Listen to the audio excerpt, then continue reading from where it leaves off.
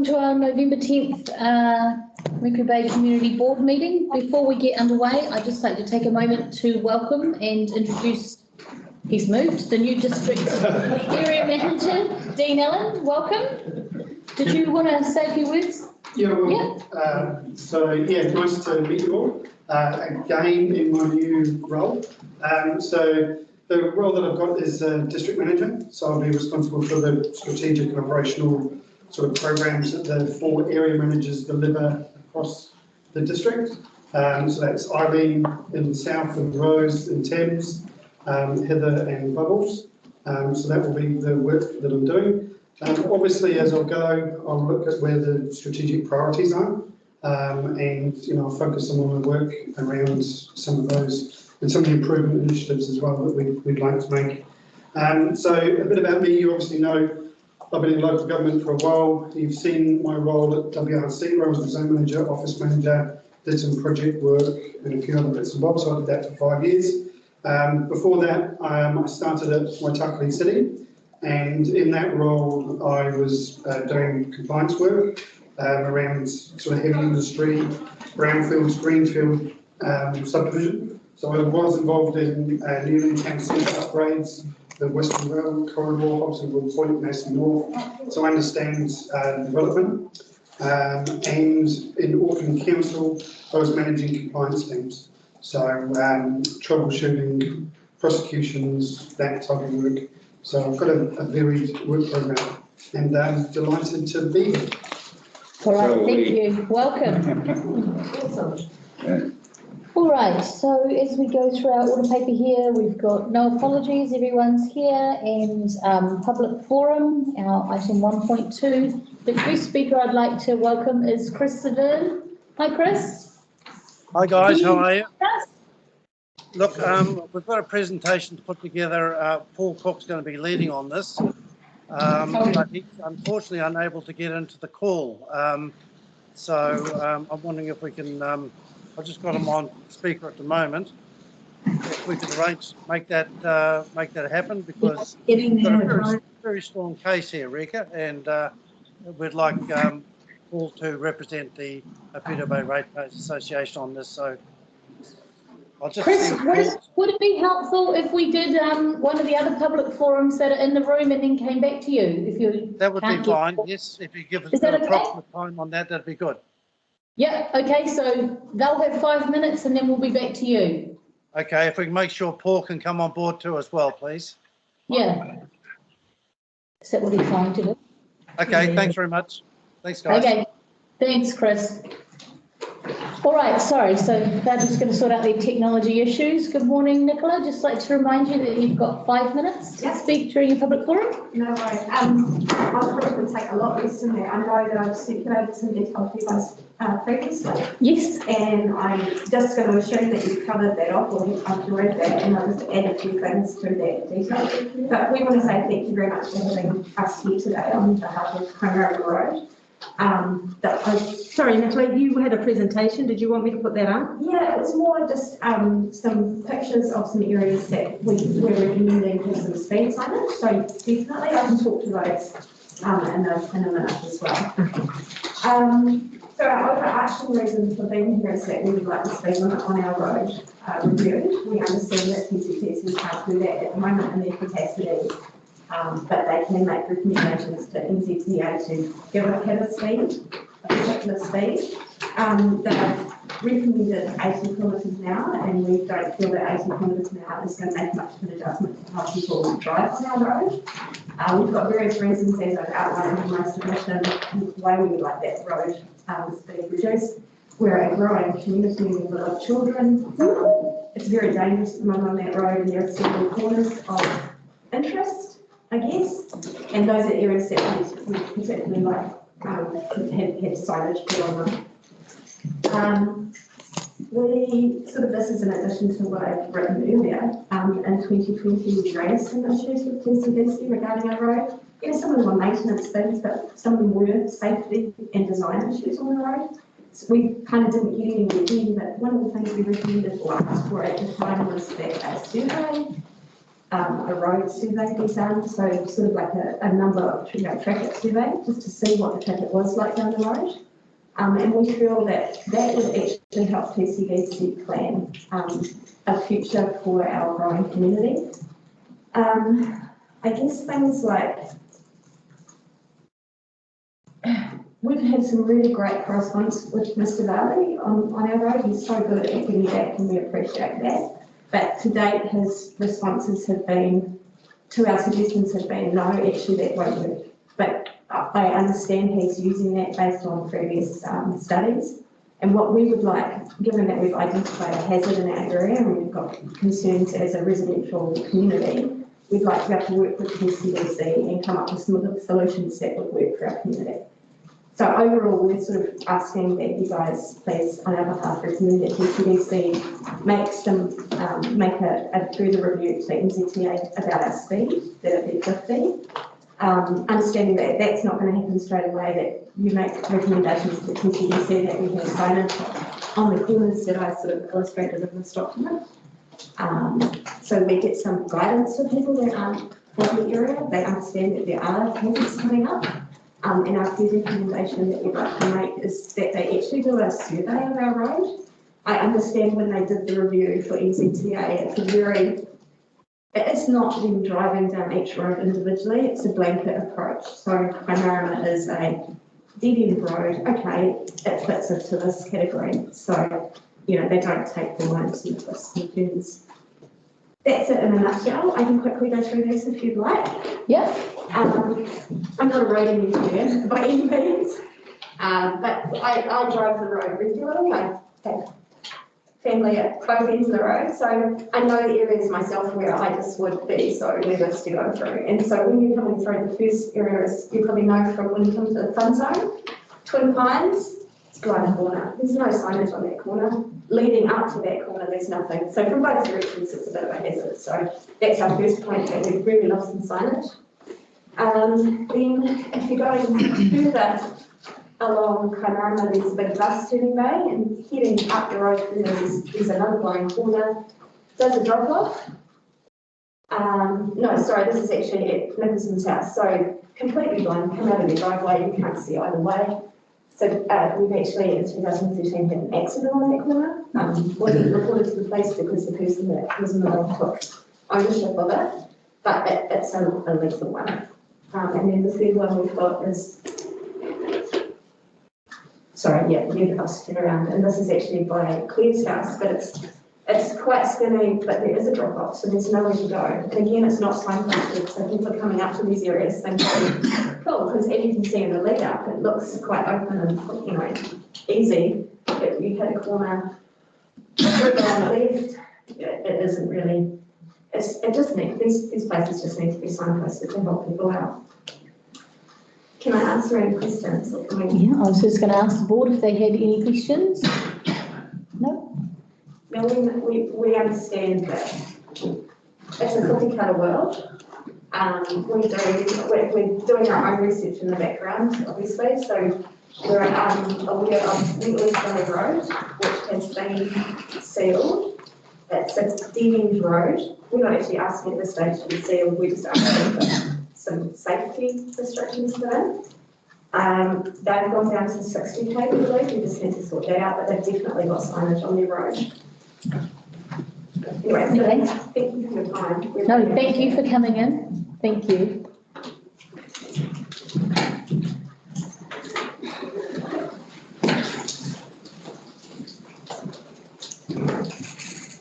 Thanks, ladies. Okay. No problem. Oh, that wasn't. All right, Chris and Paul. Or do you want to put the other one out there as well? Thanks, Rika.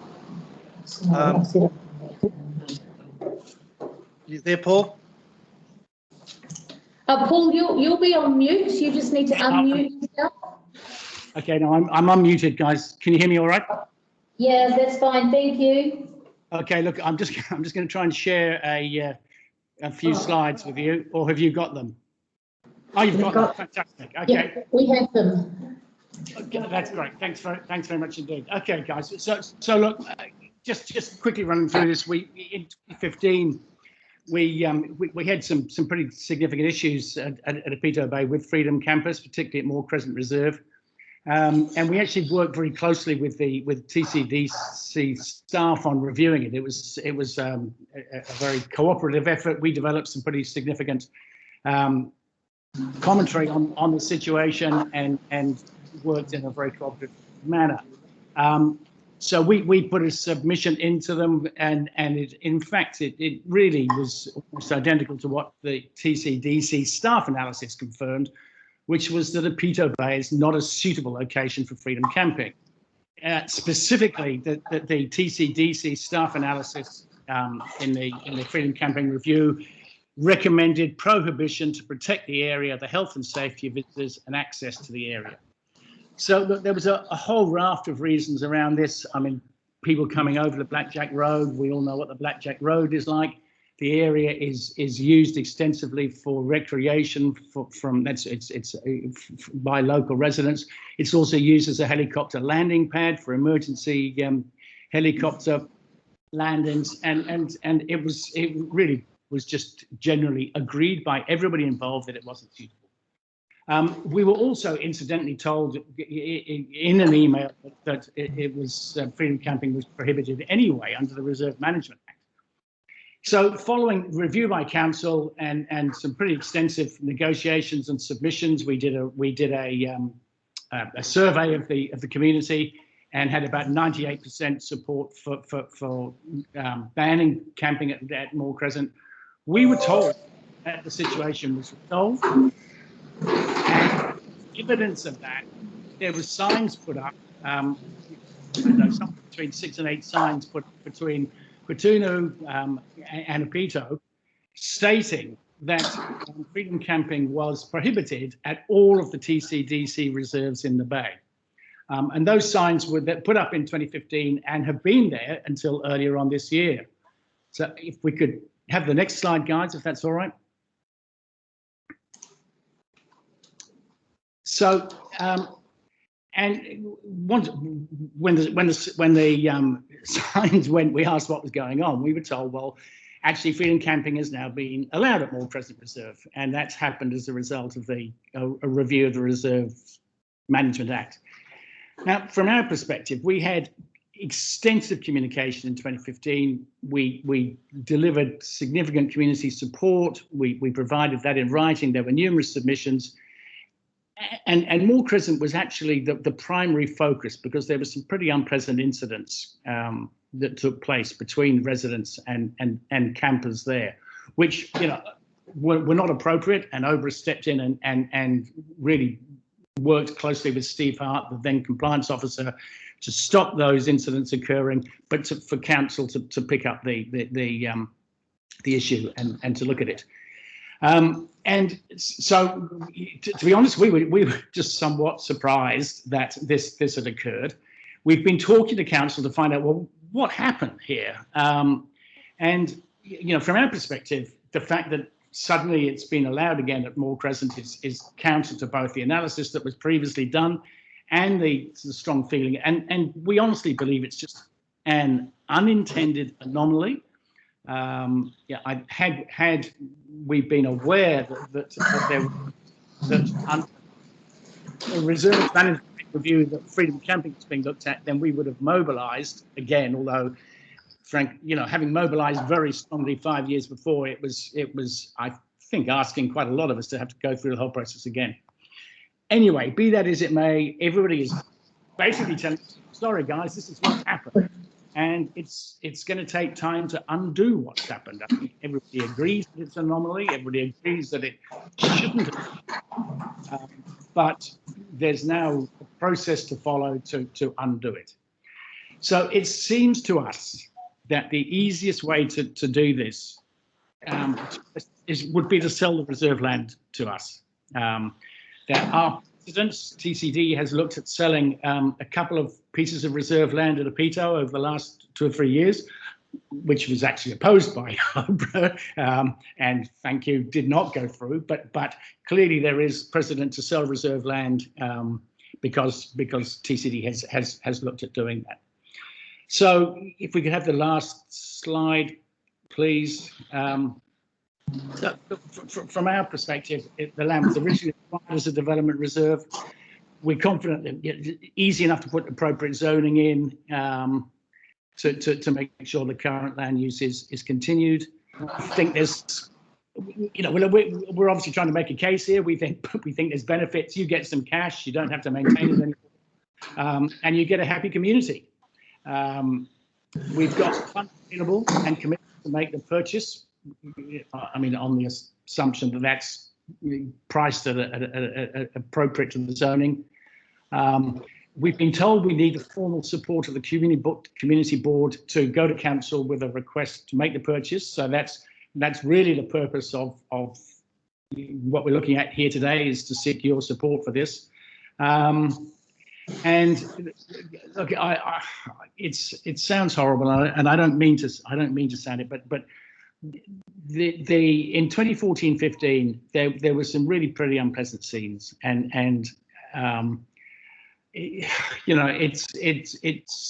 it's likely that those are going to occur again. You're going to have, come 7 o'clock in the evening, when campers have had a couple of drinks, there's half a dozen camper vans there instead of one or two, and the residents have had a couple of drinks, and really last time there was almost fisticuffs on a couple of occasions, and it's just, that's what we set out to address and what we thought we had addressed. So I'm just hopeful that if everybody agrees that this is an anomaly, that we can move quickly to address it. So sorry, I'm conscious. Okay, no, thank you. Thanks for your presentation. Did you have any sort of last comments that you wanted to make? I'm just conscious of the 5-minute time slot. Sorry, Chris, is there anything you'd like to add to that? No, I mean, basically this is causing us a lot of concern in the Bay. There's about 15 or 20 properties directly affected, and I can tell you there's a very high feeling of anti-freedom camping, and I just repeat what Paul's comments are. There's people are getting very angry, and I think the solution that we've put forward is worth consideration. So we put that to you today to consider, and we hope we get a very favourable outcome. Thank you. I can promise you get huge credibility if we can go ahead with this quickly. You'd get enormous credibility from me. Did the board have any questions of Paul or Chris at this point? No questions? All right, thanks. Thank you both. Thank you. Okay, thanks. Right, I would like to invite our next speaker, Isabel Gilbert. You're here in the room. Yeah. Welcome. Just a reminder, you've got 5 minutes. It's like speed dating. Yeah, it really is. Okay, so I'm Isabel Gilbert Palmer. I whakapapa to the Correspondence Peninsula. My father's ancestors came in the Tainui canoe, then they walked to Kāwhia, joined up with Te Raukaua and then Kōtaki. My mother's whānau had come from Mahia, walks down to the Waireka, and she belongs to Ngāti Kahanunu and Rangatani. I live in Kuatunu. I lived on the Coromandel. Well, I've had a house here since the late 80s. I lived in Whitianga on Buffalo Beach Road. I moved to Kuatunu because Cliffy Herod wanted to choose his neighbours. When he sold a piece of land to Paigey, Paigey sold his house to me, and I think Cliffy was happy with me living with Paigey. So that's local thing. Now I'm here to tell you kind of a happier story, and it's a proposal. I'm aiming to create a community, I won't call it a hub because the Courtney Lineker has a hub, a community space. I'm calling it art space, but actually I would like it to be cultural, heritage and art space. And the cultural and heritage part is to do with Ngāti Tampura, and they have seen the proposal first for this art space, and I have 101% support from them.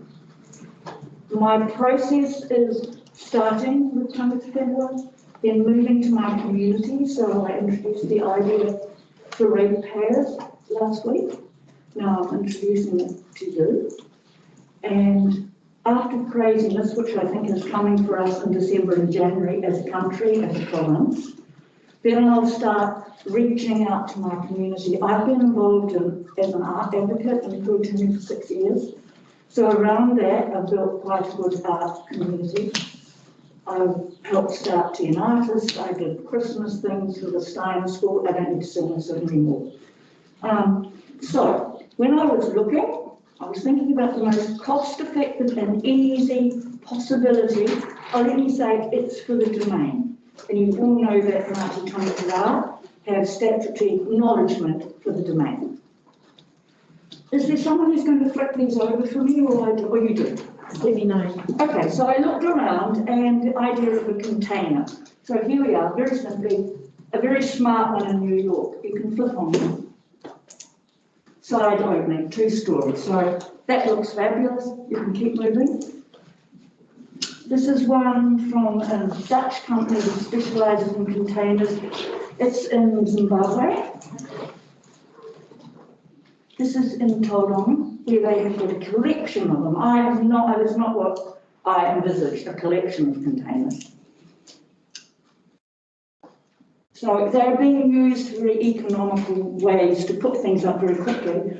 And actually Luke Riley sent me off to look at this website from Pyro, who is doing these things. Okay, then I discovered in Hokianga, toy box. So here's a container, you'll see it in the next photograph, taking up 2 car spots in their local car park. It's one container, lifts up, the front lifts up, and it's open from Labour weekend to June. Completely run by the community. The community organises everything for it. So here we are, it's open. It's been up for 2 years, and that cost them $20,000. This is the interior photograph. Whereabouts is Toy Box, Isabel? It's in Hokianga. Hokianga. Yes. Cool. This looks like a very Correspondence kind of outfit, you know. Workshop beside it. So I went to a local draftsperson, Martin Smith, and he just drew up a proposal. So here we've got 2 containers, a roof over, and it looks a little like a wharenui here. Now here, these toes are something that Tangata are planning to put at the domain anyway, so there's a nice marriage. And already here we've got some heritage and culture. And there's all the insides and outsides and whatever draftsmen do to make it visual to us. I'm only interested in decorating. So then I looked in my local community to see where is there any history, cultural or heritage markers. So we have this one here, tells you a little bit, and I don't know how old that is, but it just tells you a tiny bit about our community and the people who lived there in the 1890s. Very small heritage information for us who live there and anyone else. And then there are 2 rocks, one from this Maori chief at the Waitupu, which I don't think many people even know exists in Kurtini, and one from the Simpsons. It's called the Simpsons Reserve, because it's kind of like that's when it started, life started there. It's just like we need to put it in order. We need to whakapapa really back to what Kurtini was, even before the gold mine. It's a gift for our community, actually, and the Coromandel. Right, moving on. Okay, so this is me. One more minute? 1 more minute. Okay. This is my mother's iwi, who gave Pukaha, which is a big bird reserve, back to the nation on May the 1st. My mother was ill, so I had to do it. That had a lot more kudos early on this year that I actually hung in Jacinda, because there are mixed feelings about her. Move on. And here's the little stone, which is a memorial, and this is the kind of thing that I'd kind of like. Well, Tamatara, it's not me. Tamatara might be able to make something like this at the reserve. Yeah. Okay? So that's it. I'm not asking you for anything. I'm just sharing with you what I've started off, and there'll be lots of ripples in the community. Thank you, appreciate that, thank you. My questions?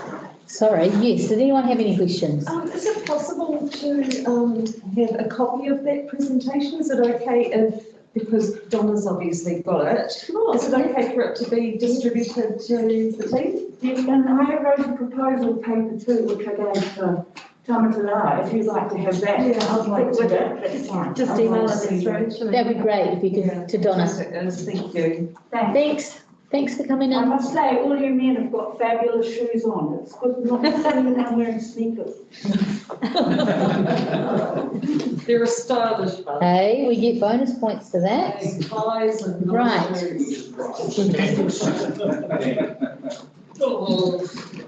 Good morning, Stephen, welcome. How are you? Very well, thank you. Stephen Wayne, Maitland Good Lives Trust. Just a bit of an update, very short. I don't have a lot more to tell you. I have been approached, the council has told me perhaps a piece of land at the end of White Street and thing to be there. On my side, I've approached the Independent Living Trust, who have a huge infrastructure in Thames and bought property when it was cheap.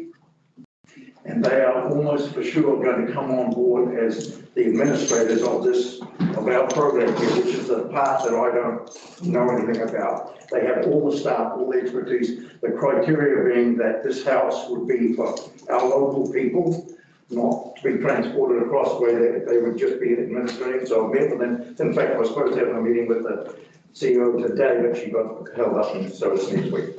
Anyway, so that I have about $50,000 of my own money to throw at this project. I know that almost everyone here is all for this.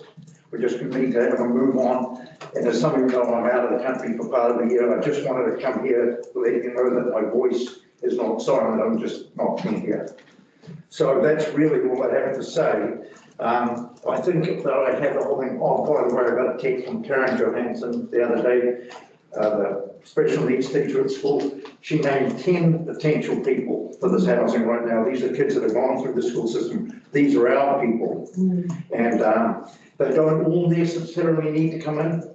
Like in my case, I have a special needs boy, as you know, but he's chosen because he went to extension school in Hamilton. So we've given him his own house in Hamilton. And that's where it's his as long as he wants to live there. So this is not for me, but I have the understanding as a parent of the issues that can occur when these kids get older, or particularly their parents get older. If they don't have someplace local to go, the parents are then too old to take care of them and too old to drive over to Thames to see them. So anyway, that's all I have to say. I'm saying within my 5 minutes, and I got a busy day, so thank you for your time. Hey, before you go, hang on, just anyone have any questions? No, just keep up the good work, mate. Yeah, thank you. Thank you, everyone. Excellent, thanks for coming in. Yeah, bye now. Okay, fantastic. Right, so potentially I have one more person on the list, but they're not here and they're not online? No? So can I have a mover and a seconder to receive public forum? Thanks, Deli, seconded by Yes. Tony. All those in favour? Aye. Opposed? Carried. Right, so that takes us to item 1.3, which is conflict of interest. Anyone have anything they need to clear? Yes. Ready? Last item, so I'll just remove myself at the end, if that's okay. Yeah, okay, if you can, that's great, thank you. Any items not on the agenda? Nope. Oh, do we need to mention, Alan, your supplementary? The items on the agenda, but. Oh, right, yes, so there is, in relation to the public excluded item related to Matarangi open space, we have a supplementary report that we'll table when we get to that item. Okay, all right, thanks, Alan. Our minutes for confirmation, item 2.1. I'm happy to move. I'll second. Moved, seconded, any comments or anything? All those in favour? Aye. Aye. Opposed? Carried. Right, our correspondence report, sorry, that's item 2.1, I got that wrong, on page 16. We've heard from the ratepayers and a couple of thank you letters there from recipients of the grants. We also have one here from Alison Henry. Has this been circulated to everybody? Yeah, I only got it this morning. So no, I haven't. Okay, all right. I've got it online though. Yeah. I did in my email. I did email it out. Yes. Donna, I'll give you my rough copy and then I can. I've got a copy of print show. Yeah, so there's another one there as well. So a mover and a seconder for the correspondence report. I'll move it. Thanks, Deli, seconded by Murray, thank you. All those in favour? Aye. Opposed? Carried. Okay, so item 2.2, which is on page 84, is our support for the Mercury Bay Arts Space. Heather, did you want to? I'll take it as that the board have read that, but if anyone has any questions for me, please feel free to ask me. No, I think it's great. I think it's a great first step. I just, and we reiterated this when we had the conversation with Jan. It's really be very holistic and pick up all of those arts groups and arts interests and, make sure when they do their feasibility study, no man left behind or woman left behind. That'd be my only comment. Bill. Is there, just on 3, nominate a community board member as liaison, is there any risk that there might be a conflict of interest? No, I don't think so. I think it helps. Sometimes people have someone to directly get in touch with. Just a question, because, we want to be clearly transparent. Yeah, no, that's a good point to raise. Did anyone want to put their hand up for that role? Deli? Yep. Anybody else? Jeremy? No, I think if Deli's happy to do it, I'm happy with that. Okay. They're only asking for one, right? Is that correct? Yeah. Yes. Yeah. Okay, so mover and seconder for the report. I'll move. Second.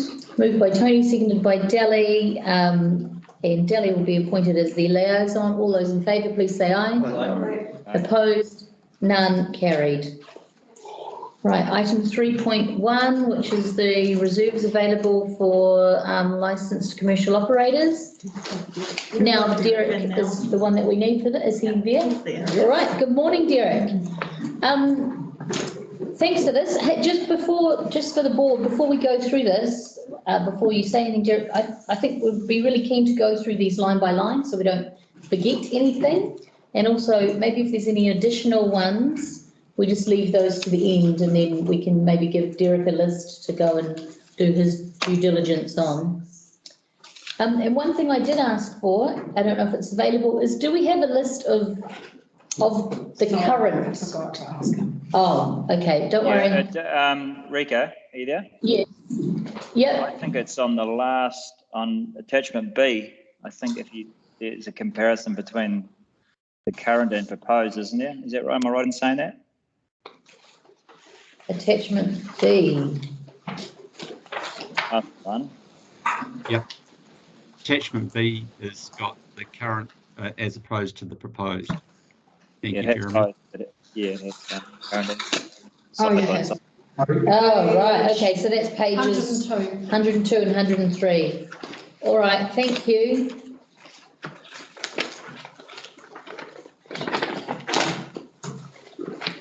Okay, sorry, Derek. So I just sort of thought that a bit of housekeeping to help us get through this topic because it's key that we get this right. But I'll hand over to you. Well, thank you. It probably doesn't need much introduction to this board because we've workshopped it before.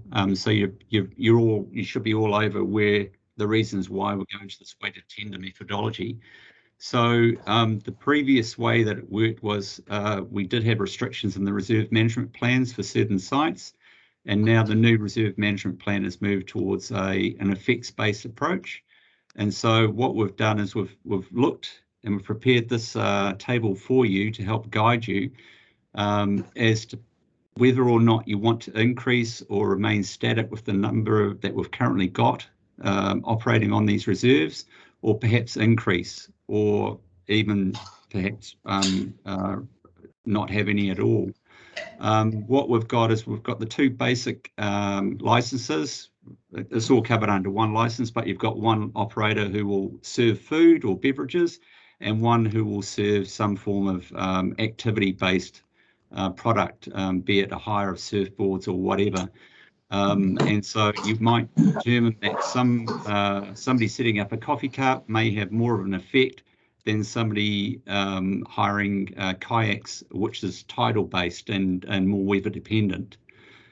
So Rika, the chair, has a very good idea to work through it on a line by line basis.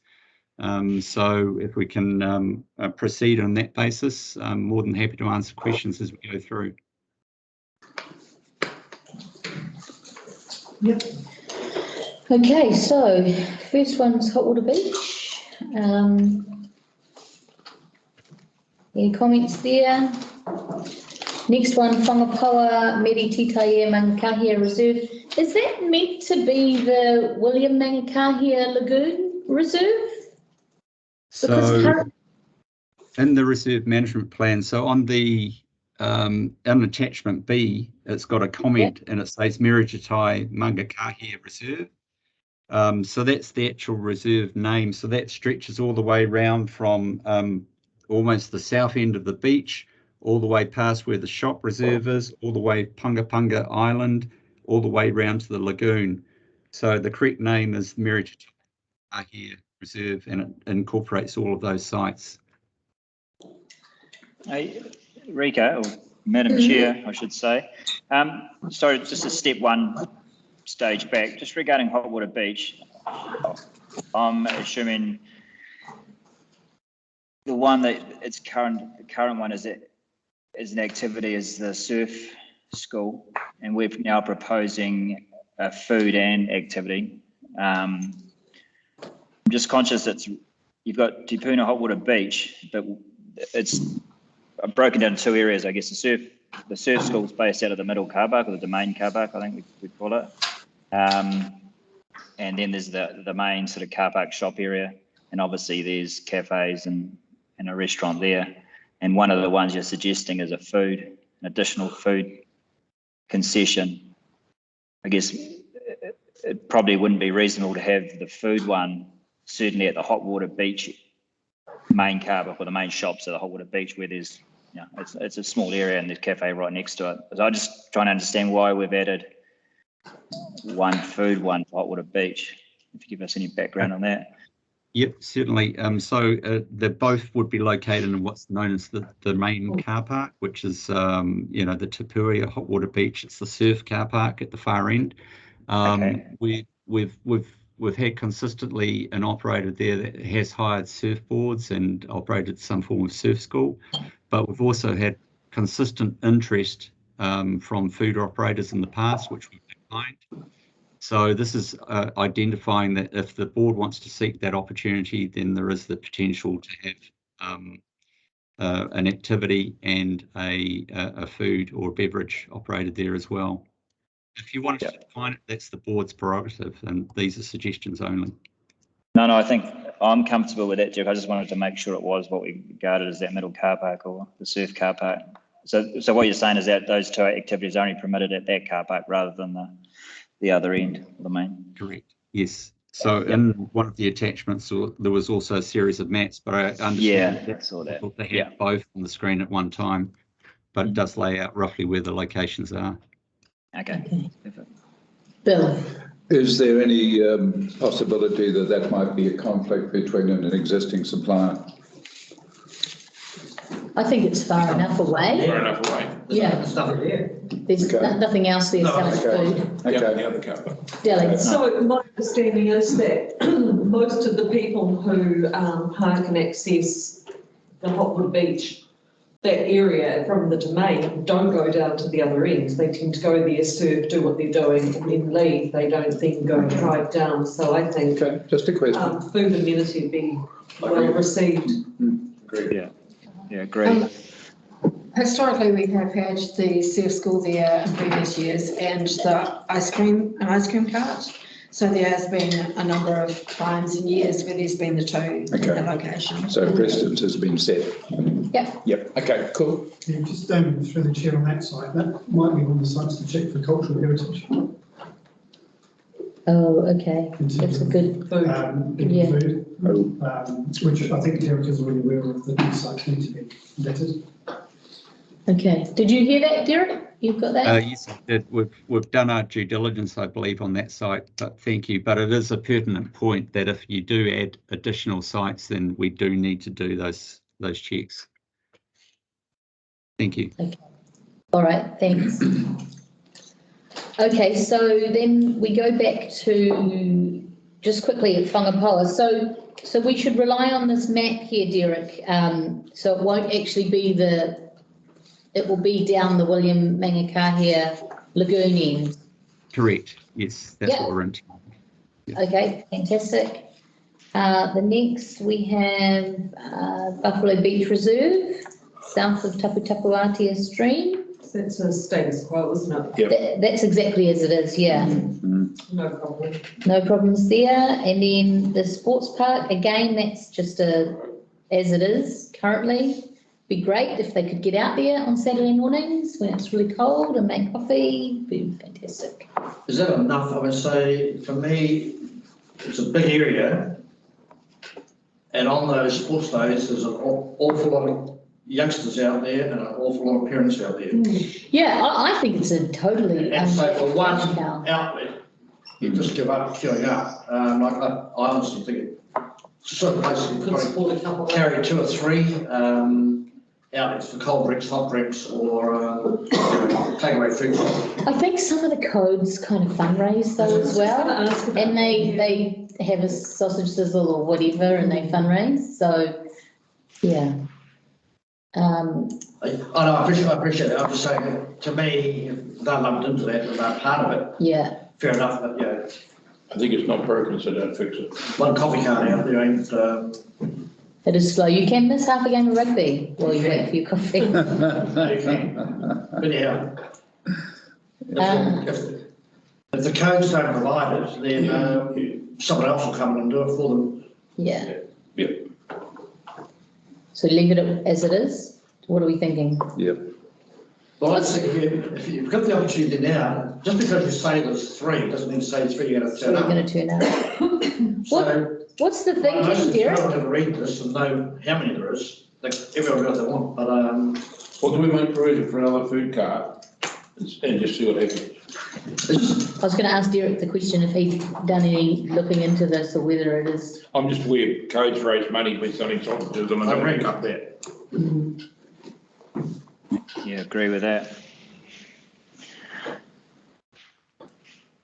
Derek, has there been any looking into adding more carts? Have you spoken to the vendors there? No, not specifically. I haven't. Those 2 dots are potential locations, so it could be modified. Through the chair, may I ask, we've actually got somebody in the room, or you have somebody in the room who's probably got a fair knowledge of users out there.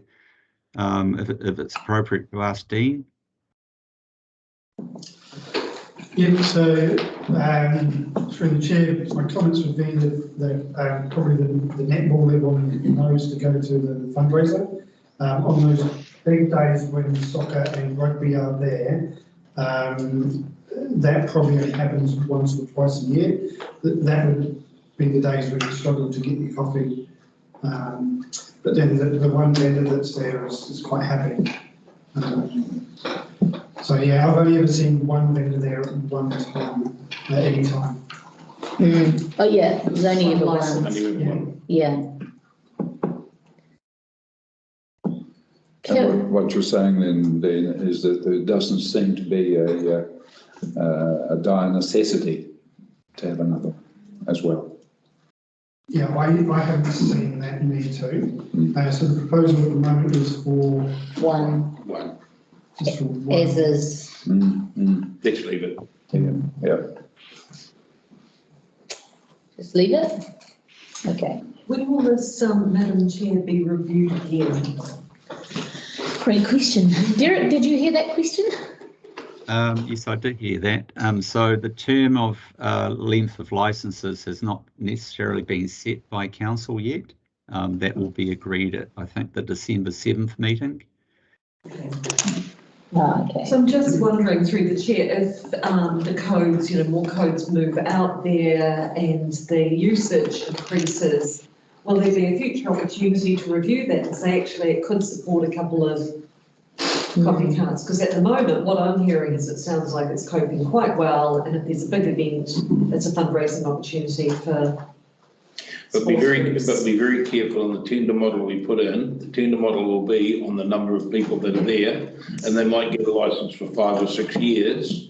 So then we're prohibited from doing that. So if we want to get money up front, we've got to offer a condition up front. So we've got to offer a property right, as it were, if we're going to get a premium. If we don't offer a property right, there'll be no premium.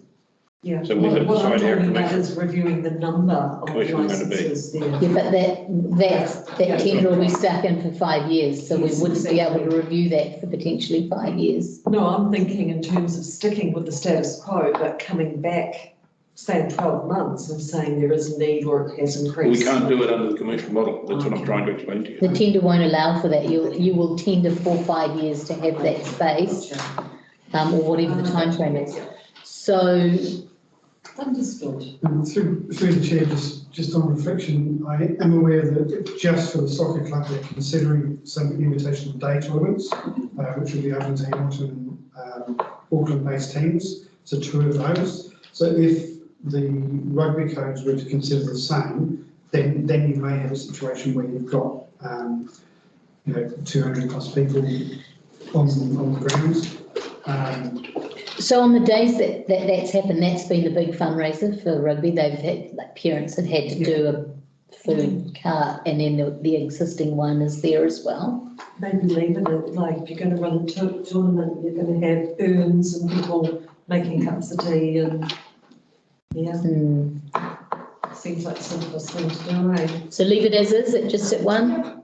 Yeah, the opportunity, but now, you don't have to fill them up, is what I'm saying. Now, if there's only one, there's a premium on that. It'll be a basket. There is only one. You've got sole use for the whole place.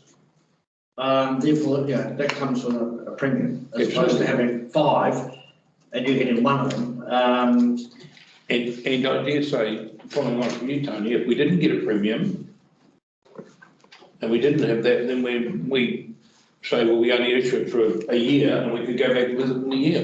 And that's what I was trying to do. Correct. And because there's other things going on. Valley Rugby, for instance, they have wanted to look at playing this final here. It's our lack of infrastructure out there that's not that happening. And so we talk about the rugby club here consistently on a Saturday have between 500 and probably 750 people out it every Saturday. But couldn't we, for a special event, allow vendors out there? And the 1 or 2 cases a year, doesn't that fall under something else? Can't that fall under like an event thing? An event, yeah. Yeah. How would that work, Derek? Well, I imagine it would work similar to, say, for instance, if an event turns up at Buffalo Beach Reserve, so the event is booked, and would have to make a condition of the license that, for large-scale events, that they might need to make way or collaborate with the event holders. Because we can't stop circuses and the like arriving in the district for the want of 1 or 2 operators on a particular reserve. So the mechanics in answer haven't been worked out specifically, but we'll make it work. Murray. But Derek, you could even do that for the multi-sports and that normal sports events. We have 1. But if a particular code, rugby, soccer, whatever it is, decided to hold an event, then in the terms of the license of that particular holder, that particular code could bring in other caterers for that event. Yeah, that's and that could be the license. And that's exactly that's what I'm trying to say. Yeah, that's all. Yeah. Okay, good point. Good discussion. So we leave it at 1 for now. Right, so Buffalo Beach Esplanade Reserve is 3, has been 3 and will continue to be 3. Any comments on that? No, that works really well. Ohoka, which is currently 1 food and 2 activity, but we're going to look at doing 1 food and 1 activity. Happy with that? Personally, I like to see 2 activities because I'd love to see the beach full of activities, but that's only me personally. Yeah, yeah. Be careful what you ask for, like little quad bikes and jet skis. Well, you can't have quad bikes because you're allowed to have it in the camper on our reserves, but I think if you take Wakarama. Yeah. What? So that basically goes out of there, and then you can take windsurfing and whatever else might come. So I'm in Murray's Camp. That is one of the beaches that's by and large accessible in most conditions. Yeah. It's shallow. Yeah. And so. So Derek, what was the thinking behind removing one of the activity options? The feedback was that it was relatively crowded at times, but again, this is your opportunity as a board. So if you don't believe that the officers have got it right, then please modify it. So we stick with status quo, 2 activities, 1 food? Yeah, I'm not worried about it. I say, it's empty now. Yeah. Like Sorry. The town's empty now. Yeah. But, you know, in a couple of weeks' time, it'll be full. So I'm not worried about that. When you turn up and it's full. Exactly. Heather. Through the chair, just Derek, I have a question for you, sorry. For that location, which isn't technically a reserve, it's that NZTA area. Yes. Is there any issues from that perspective? No, a license to operate, a license to occupy, sorry, allows us to operate commercial activities there. So that's fine from that perspective. Perfect, thank you. Okay. So we will stick with the status quo at Brophy's Beach. That's great. Yep. Yeah. Robinson Road, Estuary. There is currently 2 and we're proposing 2. Yep. Everybody happy with that? Mm-hmm. Jeremy? Yep. Yeah, cool. Hahe Beach Recreation Reserve. So that's currently 3 and proposed 3. Did anyone have any thoughts or comments? And they're all activity, huh? Yeah, they're all activities. Because through the chair, Jeremy, the concern was about food because of the proximity of food places. So is that sort of fulfilling the community's wishes out there? Yeah, I think so. I mean, I think thinking aloud here, you know, the 3 activities are all existing, bar potentially are active most of the year round, potentially maybe one of those 3. And as you say, staying away from the food ones is what the community would like to see for sure. Great. Yep. Okay, Wigmore Stream. Same deal, huh? Same, yeah, it's just 2 activities and carry on with that. Yeah. I mean, my only comments with this is, I guess, if you look at the sites as Hahe, I would regard as a star, you know, a gold star sort of venue as far as captive audience. But I guess, you know, I think for now, as you say, once you go through the tender process, we'll have a better understanding on what sort of duration we're going to have on some of these concessions. But, you know, potentially there is an opportunity maybe for 1 more down the Wigmore in the future, I guess. But for now, I think it probably stays the same. Okay. Cooks Beach Purangi Reserve. We currently have 4 activities and 1 food, and we're proposing to have 1 food and 3 activity. Derek, is that just because it is quite crowded down there? Yes, correct. Yeah. I just had a note with this one, Derek. I mean, this is where I guess where some operators have multiple sites, and some of them primarily for weather. So even though it may say 4 activities, you know, how many days of the year they're actually at that capacity, I guess is a question, because yeah, I certainly two or three of the operators, it's certainly a secondary site, a weather dependent site, which we would potentially be removing from someone. Yeah, good question. But I suppose the problem is that they're all there at the same time, because of the weather. They're so weather dependent. They all arrive there, and then that creates the potential issue. But again, this is your opportunity. You're locals. You live there. You breathe it all. So if you believe that we need to increase that back to what it was, then this is your opportunity. Do we have any complaints or anything from people to say that it's not working with the 4 activities?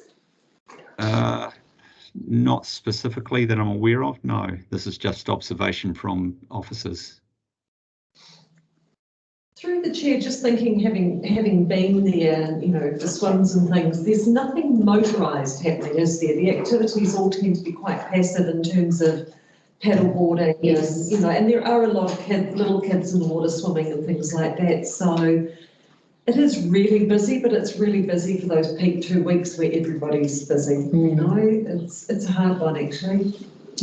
Yeah. I don't know. I've been there when it's really nice when it's busy. It seems to cope. Yeah. Yeah, it does seem. It does seem to cope. Derek, have you got the so the 4 activities, or the activities I can think of is Hahe Explorer, Hahe Dive and Snorkel, potentially Hahe Kayaks, and the paddle boards. Is that correct? Yeah. So just quickly looking at the list: Cathedral Cove Kayaks, Cathedral Cove Dive and Snorkel, Hahe Explorer, Cathedral Cove Boat Tours, Coromandel paddleboarding, and the Cube Expresso. So it looks like 2 of the activities are relatively passive. So we've got a kayak hire and a paddleboard hire, and then 2 of the activities are basically load visitors onto a motorised boat and depart, and then come back at some stage during the day. And then you've got the Cube Expresso, which is there the whole time near the toilet block. Yeah. So those, the motorised ones are generally when the weather's poor, and even the kayaking, they will depart out of Purangi if Hahe Beach has got too big a surf. So there's a bit of weather dependency around some of that usage. I'd like to really see it left at 4. I think my thought is that the space seems to cope. It's got a lovely feel to it when it's busy.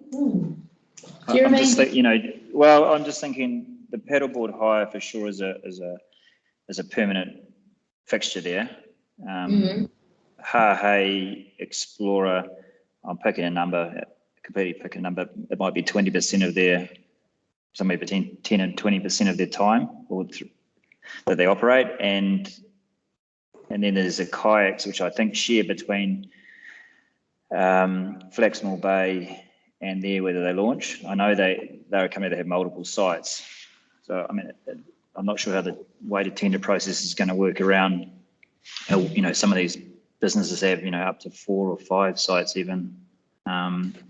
So how the weighted process will work, limiting. I do feel some of these companies that should have an opportunity to have a weather, I guess, place that they could launch if the weather isn't appropriate in Hahe. It's just how far, you know, are you holding a site that someone else can't use? And I guess that comes through the tender process. But yeah, I mean, I'm inclined to leave it at 4. Yeah, I would support that. Leave it at 4. Yeah. Okay. Cooks Beach Central Reserve, which is 3 activities and proposed 3 activities, so that's staying the same. Ferry Landing, just 1 activity, and again proposing the same. Kua Tunu Quarry Point Boat Ramp, again is just 1 activity and proposing to stay the same. just jump in if anyone's got any comments. Kuatunu Recreation. Kuatunu, I thought we've heard about art space. Yes. Using that reserve. Not that, sorry, it's a different reserve. It's none of these three reserves. Okay. No. It's not, it's the domain reserve that they're talking, that Isabel was talking about. Which is Department of Conservation land. Yes, and Quarry Point is where the boat ramp is. Kuatunu Recreation Reserve is where, across from Luke's. Yeah. Oh, hang on, just look quite like it, it's just across the road, probably close to the domain area. Oh, on the other side of the domain area. On the seaward side.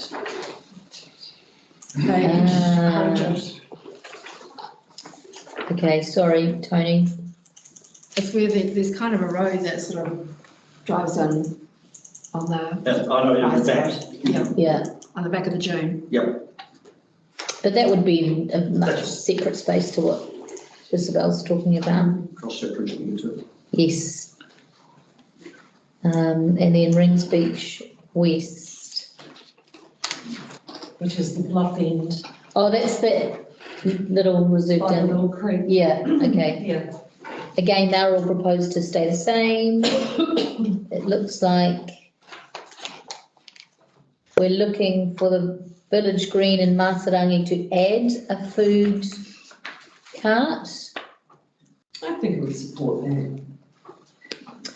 Yeah, That's far enough away from things. Well, when they first had the first one, the team from Pipers, who were there at the time, there was a reasonably big discussion around,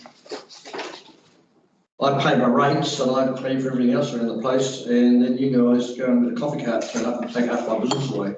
You make $350 a year, so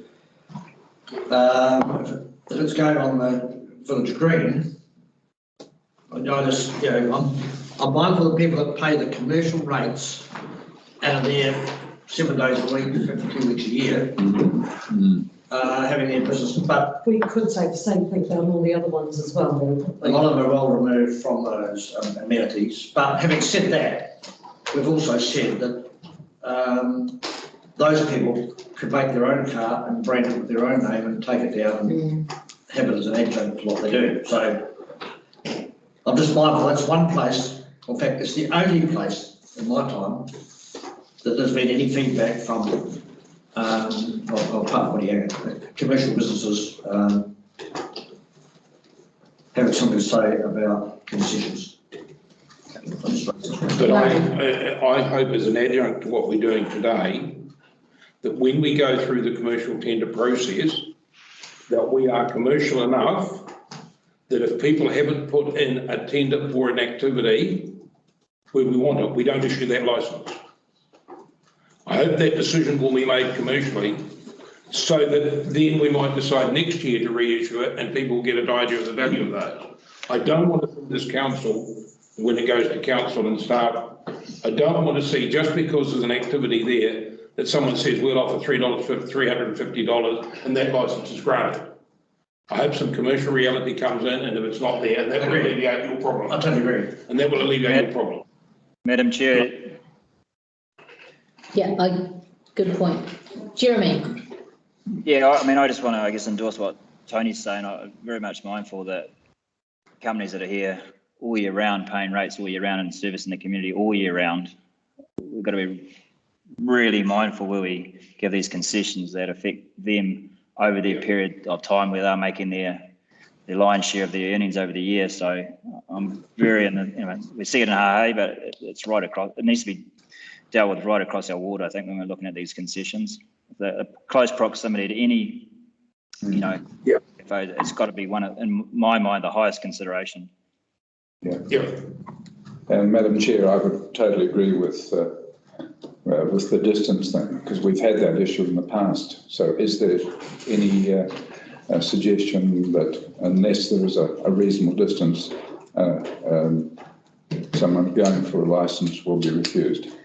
Delly, do you, off the top of your head, to get from there through to where the shops are? You can cut through. Yeah. Oh, Donna, sorry, yes. Yeah. It's not a big walk, is it? Or it is a big walk? No, it's not really. What is it really? 100 metres, 200 metres? Oh, it's more than that. No, Yeah. 6 or 7 metres. About 6 or 7 minutes. Yeah. I think I would be putting this on, I treat it as merits to know what the issue is. Yeah, yeah. Because a lot will have to do with where can people park and where can you get rid of that stuff as well. So we've made that mistake in this community board before by having something that descriptive that you can't bloody move. So for me, just leave it as open as you can and deal with it with common sense. And because otherwise you just simply lock yourself up and say, oh, well, sorry, it's an ideal place, I know, but you're within 1,000 metres of Joe Bloggs, so you can't have it. When, 750 metres is a car park, and doesn't make it, I don't know. I just think we have to have discretion. I guess through the chair, in Matarangi itself, in that busy 2 or 3 weeks of Christmas, New Year, you can have queues in the car park waiting for a coffee at Primus Cafe. So there is a need for it in that short space of time, but all year round. And there is car parking there, and a lot of people access will come from other parts to Matarangi to swim and surf and surf school. I actually think it kind of would enhance the amenity down there. I feel like it would. Yeah. A lot of these are going to be solved in the discretion that's used in issuing the licence. There's a coffee cart out there now, June's, which is go there in the day. And they're parked on June's land, so it's like private, it is private enterprise, nothing to do with us. Okay, so everybody's comfortable with adding the food activity? Yep. And look at it on the road. Okay, all right. So the Central Dune Reserve, there's just one food, so that must be that coffee cart that you're talking about. Oh, that's looking to add one there as well. Yeah, everyone's comfortable with that? Bluff Road, Matarangi, that will stay the same. Parikaho, we're looking to remove one from. What's the reason to remove the current one? Again, observation by officers, it's relatively crowded. Which one is Kahuri Whenua? So that's the main one. Yeah. The main one? Yeah. The one with the toilet. Oh, the one with the middle one, yeah. It seems to be if it's crowded, it's an ideal place to have one. Exactly. Because it's got a high value with it. But there's very little parking in that there. Is it a space issue that they can't fit? Yes, it's just that there's a lot of visitors there as well. So. Is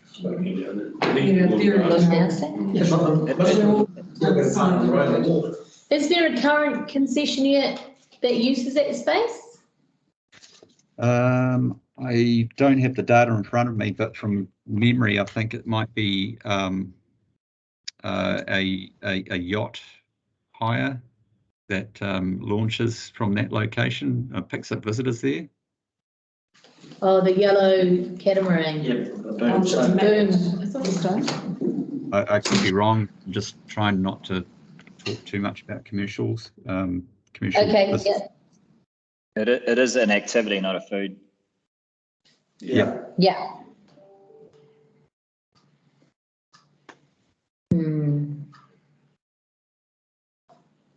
Again, at the end of the day, if this guy's going to pull his catamaran in and he's going to bring his dinghy with it and take you out to it, if that's at 2 o'clock in the afternoon and it's full, I would say that's not really our problem. What we're saying is you can come and pull this thing up on the beach and people can get on and go away for a ride and come back and find their own way. So there's no obligation for us to worry about parking. Yeah, if we leave one in, we can, once again, the discretion comes when we get the application. I feel like that we should be leaving one in. Yeah. Derek, just one question. When you have an example like this where it only has one activity and it's specified as an activity, does that mean at some point it couldn't? Does that mean it could never be food, or is there a way that if you only have it allowing one activity or one concession at that particular beach, do we need to specify whether it has to be an activity or a food? Well, what we're trying to do is, when we go out to advertise, we're saying that we've got an opportunity here for a food concession, or if there's a separate location then for an activity. We tried to separate them out to identify that, look, there are different effects. A coffee cart, for instance, as was sort of explained before, you would expect that to be a lot busier than a particular activity. So the activity is, cyclical based on tides and weather, whether or not they'll set up. They don't tend to have the same effects as the food operators. Yeah, I appreciate that. I was just thinking, that particular example, you do wonder whether some sort of food coffee cart might be quite appealing down there, because there isn't a lot of other options, is there? Murray. We have to separate them because, once again, if we're going out to ask for commercial tenders, we've got to set the ground rules, and we've got to be very clear. Yep, okay, appreciate that. So what I'm hearing in the room is that we'd like to retain one activity space here in Wharikaho. Yeah, I'm absolutely happy with it. You happy with that, Jeremy? We may never use it. Yeah, it may never get used, but the option is there. Yeah, happy with that. Okay, so Derek, please, if we could just retain the current activity licence there. Sure, thank you. Bay, Matapawa Bay Road, there is one, sorry, my pages don't line up anymore. Activity, and we're proposing to retain that. There is currently a licence for an activity at Moore Crescent Reserve, and the proposal is to have that removed because the RMP prohibits commercial activities on this reserve. And the last one is Otama, and again, they have one, and it's proposing to roll that over because it's on the road reserve there. Right, anyone have any comments on those last ones? No, you're happy with that, Derek? Yes, thank you for this direction. That's good.